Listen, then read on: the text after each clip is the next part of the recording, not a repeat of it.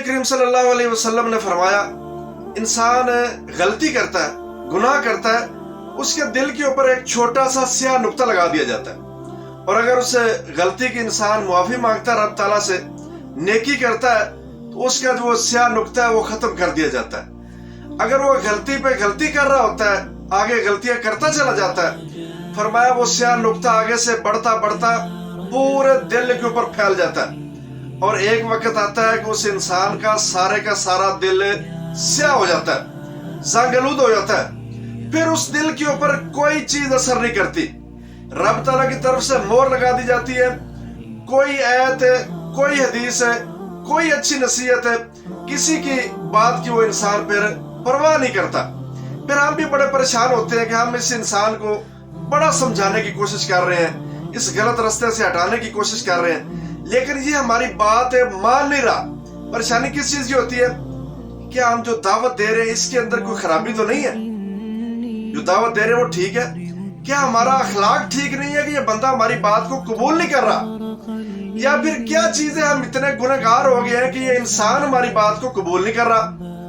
یا پھر کیا ایسی چیز ہے کہ کیا رب تعالیٰ ہم سے محبت نہیں کر رہا؟ جس طرح آقا علیہ السلام نے فرمایا نا کہ رب تعالیٰ جس سے محبت کرتا ہے نا تو لوگوں کے دلوں کے اندر اس انسان کی بات کا قبول ڈال دیتا ہے. تو کیا پھر رب تعالیٰ ہم سے محبت نہیں کر رہا جس وجہ سے ہماری یہ بندہ بات نہیں مان رہا, قبول نہیں کر رہا؟ ہم اس کو بڑی نصیحتیں کر رہے ہیں, قرآن بھی سنا رہے ہیں, حدیثیں بھی سنا رہے ہیں, بڑے بزرگوں کے اقوال بھی سنا رہے ہیں کہ بندہ یہ غلطی چھوڑ دے, لیکن وہ چھوڑنے کے لیے تیار ہی نہیں ہوتا. وجہ کیا ہوتی ہے؟ وجہ جو میں نے آپ کے سامنے رکھی ہے کہ رب تعالیٰ کی طرف سے اس انسان کے دل کے اوپر مہر لگا دی جاتی ہے. نوح علیہ السلام ہے 950 سال اپنی قوم کو دعوت دیتے رہے, 950 سال اپنی قوم کو دعوت دیتے رہے. لوگ کتنے مسلمان ہوئے؟ وما آمن معه الا قلیل, سورہ ہود ہے. رب تعالیٰ فرماتے ہیں کہ ان کے ساتھ کوئی بڑا جتھا نہیں بنا, کوئی پوری جماعت نہیں بن کے چند لوگ مسلمان ہوئے. تو نوح علیہ السلام نے سورہ ہود کے اندر رب تعالیٰ نے فرمایا, نوح علیہ السلام نے اپنی قوم سے کیا خطاب کیا؟ لا ينفع نصحی, کہ میں تمہیں نصیحت کر رہا ہوں, بڑی نصیحت کی میں نے, لیکن اگر ابھی بھی میں اپنی نصیحت جاری رکھوں نا, ان اردت ان انصح لکم, اگر میں تمہیں نصیحت کرنا چاہوں بھی نا اور نصیحت کرتا بھی رہوں, لیکن میری نصیحت تمہیں فائدہ نہیں دے گی. کیوں؟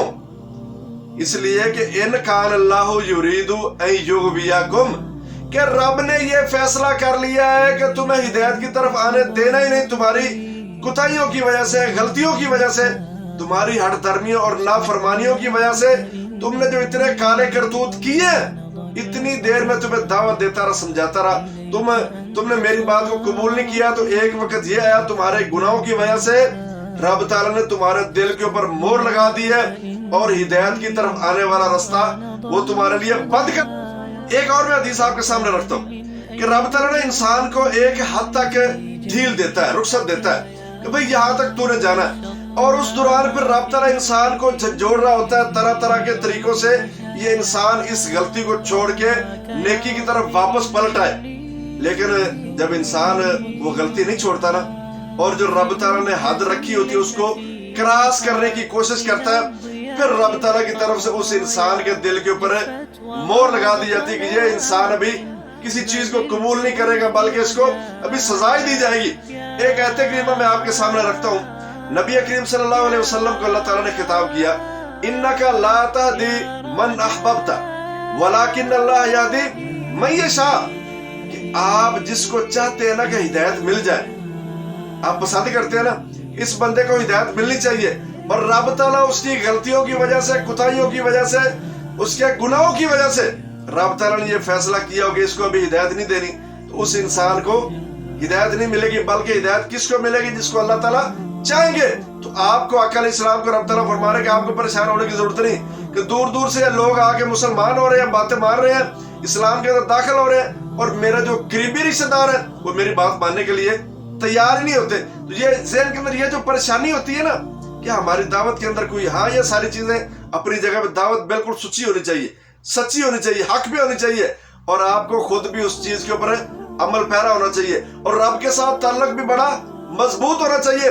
दावत देने का अंदाज भी बिल्कुल अच्छा होना चाहिए, आपका अखलाक भी अच्छा होना चाहिए, सारी चीजें एक तरफ। लेकिन ये कोई शर्त नहीं बन जाती। ये सारी चीजें जिस इंसान के अंदर मौजूद होगी तो आगे सुनने वाला वो जरूर बाजरूर उसकी बात को तस्लीम करके हिदायत के रास्ते के ऊपर चलेगा। नहीं, ये शर्त नहीं है, जरूरी नहीं है। और नबियों से बढ़ के रब से ताल्लुक रखने वाला, मोहब्बत करने वाला, प्यार करने वाला, अखलाक लोगों के सामने पेश करने वाला, और नबियों से बढ़ के सच्ची दावत कौन दे सकता है? लेकिन उनके साथ भी अल्लाह ताला क्या फरमाते हैं, वमा आमना माअहु इल्ला कलील, चंद लोग हुए, चंद लोग मुसलमान हुए। तो ये कोई जरूरी नहीं होता। हाँ, ये इंसान जो दावत देने वाला है, समझाने वाला है, इन सारी चीजों के ऊपर खुद उसको अमल पैरा होना चाहिए। एक और बड़ी अहम बात है, जिसको आप नसीहत कर रहे हैं ना, आपकी बात नहीं मान रहा, तो परेशान होने की बजाय ना, जो नबवी तरीका है ना, जो आका अलैहिस्सलाम का जो तरीका है, उसको अपनाया जाए तो बड़ा फायदा हो सकता है। उस इंसान के लिए दुआ की जाए रब ताला से, या अल्लाह इस बंदे को हिदायत के रास्ते पे चला। इसकी दलील क्या है? आका अलैहिस्सलाम ने दुआ की थी ना, या अल्लाह ये उमर इब्नुल खत्ताब या अबू जहल में से किसी एक को मुसलमान करके इस्लाम को तकवीयत दे, तो रब ताला ने उमर इब्नुल खत्ताब को मुसलमान कर दिया था। तो आप जिसको दावत दे रहे हैं, आपका अखलाक अच्छा होना चाहिए, परेशानी की जरूरत नहीं है। जो आप दावत दे रहे हैं, रब ताला ने आपको उसका अजर देना ही देना है।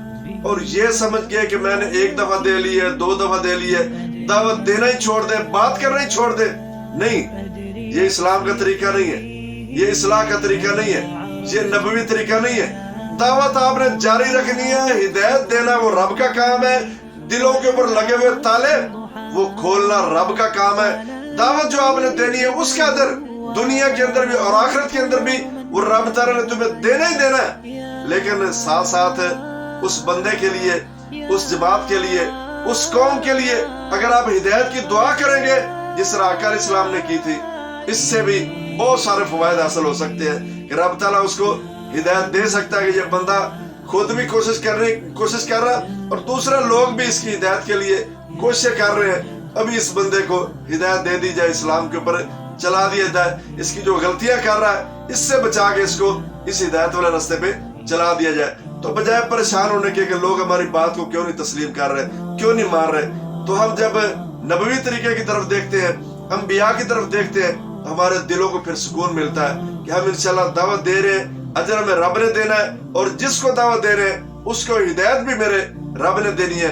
हमारा काम दावत देना है, रब का